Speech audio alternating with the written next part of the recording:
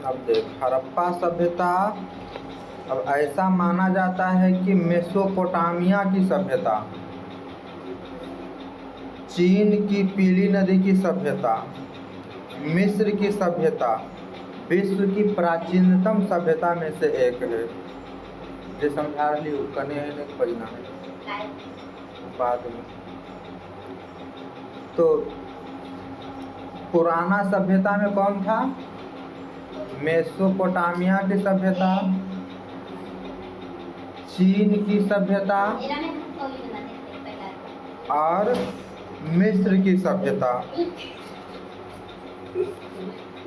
अब विश्व में जो था सबसे प्राचीन सभ्यता था वो मेसोपोटामिया की सभ्यता था। विश्व में सबसे प्राचीन सभ्यता कौन था?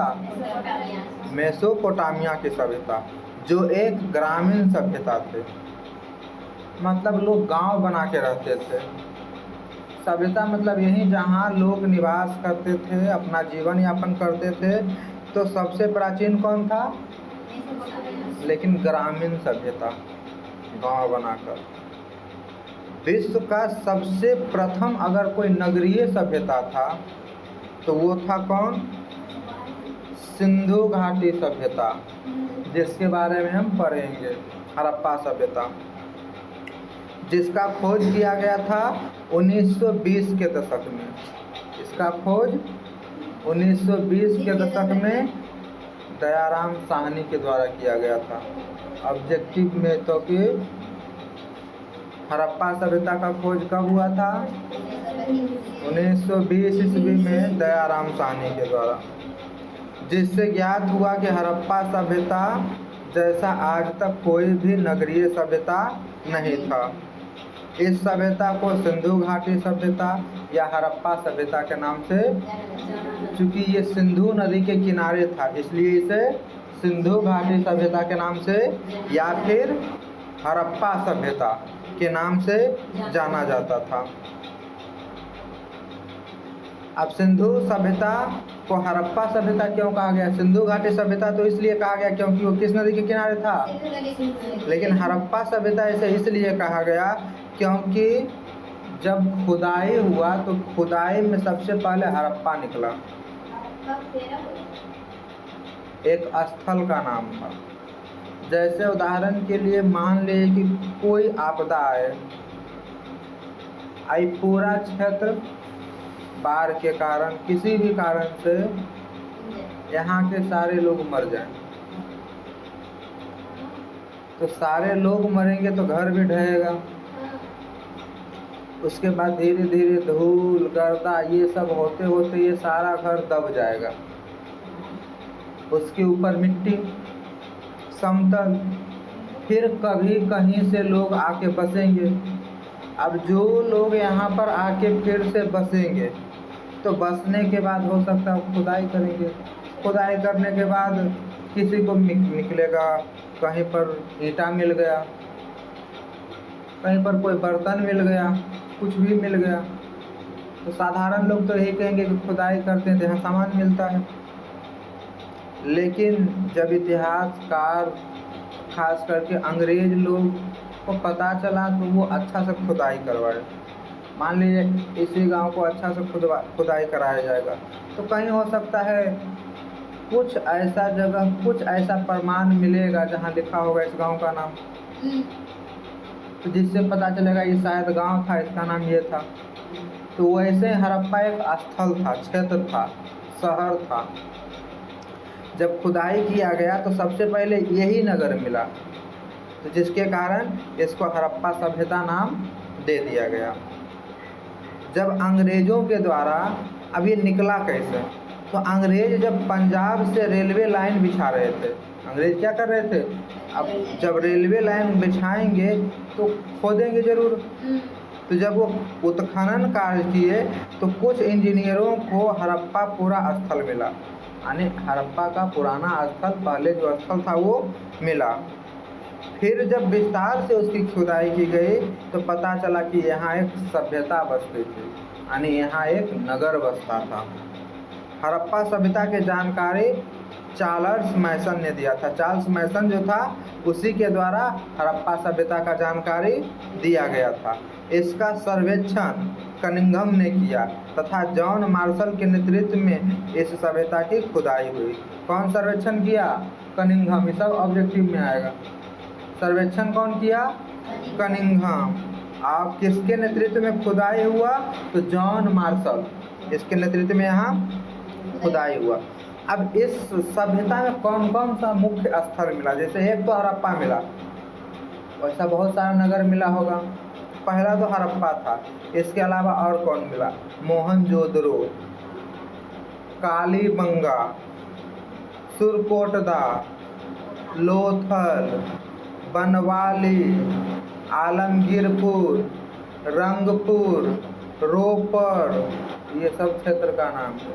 ये सब धीरे धीरे खुदाई में मिलता गया। ऐसे ऐसे सिंधु सभ्यता में लगभग 300 स्थल पाए गए।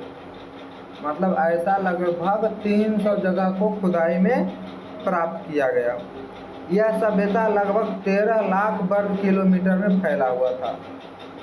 ये जो हड़प्पा सभ्यता था वो लगभग कितने लाख वर्ग किलोमीटर? 13 लाख वर्ग किलोमीटर में न 3 लाख वर्ग किलोमीटर में। अब बताओ 13 लाख की 3 लाख? 3 लाख। पहले की बोल लिया? 13 लाख। 13 लाख की 3 लाख? 3 लाख। ये ध्यान दो हमारे पर। कोई तो कंफ्यूज कर रहे हैं। हम जब पहले बोल रहे ध्यान थोड़ा सा रहना चाहिए। पहले हमने नहीं कहा कोई तो 13 लाख बोल रहे। 13 लाख बोल रहे। देखली केकरा केकरा ध्यान है। तो यह सभ्यता लगभग कितना लाख? 13 लाख। 13 लाख वर्ग किलोमीटर में फैला हुआ था। 300 क्या पाया गया था? स्थल।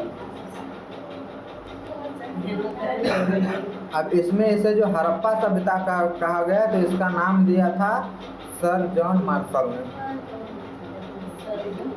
अब ये सभ्यता जो इसका जो काल था वो काल था 2600 ईसा पूर्व से 1750 ईसा पूर्व, यानी 2600 ईसा पूर्व से 1750 ईसा पूर्व तक ये सभ्यता चला था।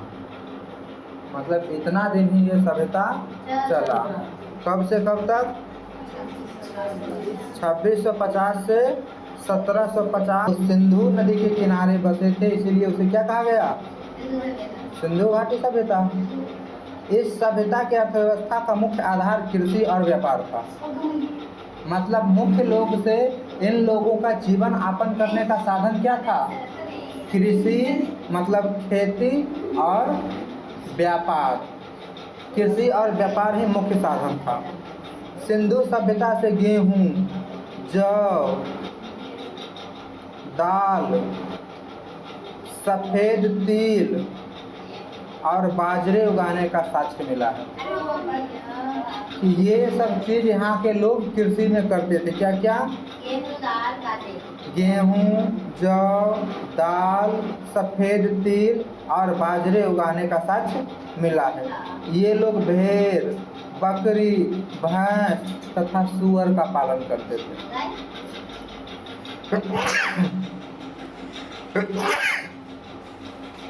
उसका साक्ष्य नहीं मिला। भेड़, बकरी, भैंस, सूअर का पालन करते थे। इस सभ्यता में मछली तथा हड्डियों के साक्ष्य मिले। मछली भी मिला है और हड्डी भी मिला है। जानवरों के, लोगों का।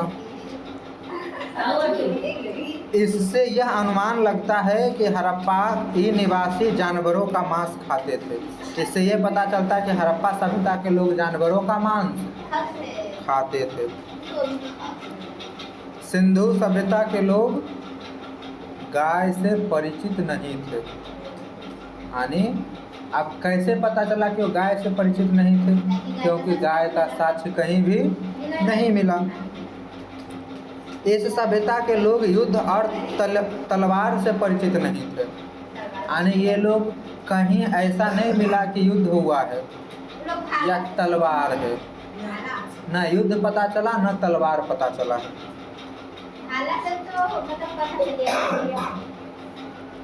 तो युद्ध के बारे में तो नहीं पता चला। यहाँ माप तौल का न्यूनतम बाट 16 किलोग्राम का था। न्यूनतम बाट यानी सबसे कम जो बटखारा था वो 16 किलोग्राम का था। सबसे कम वाला बटखारा 16 किलोग्राम का था। पता नहीं। अब जब अंदाज़ा लगा ले कि सबसे कम 16 किलोग्राम है, अब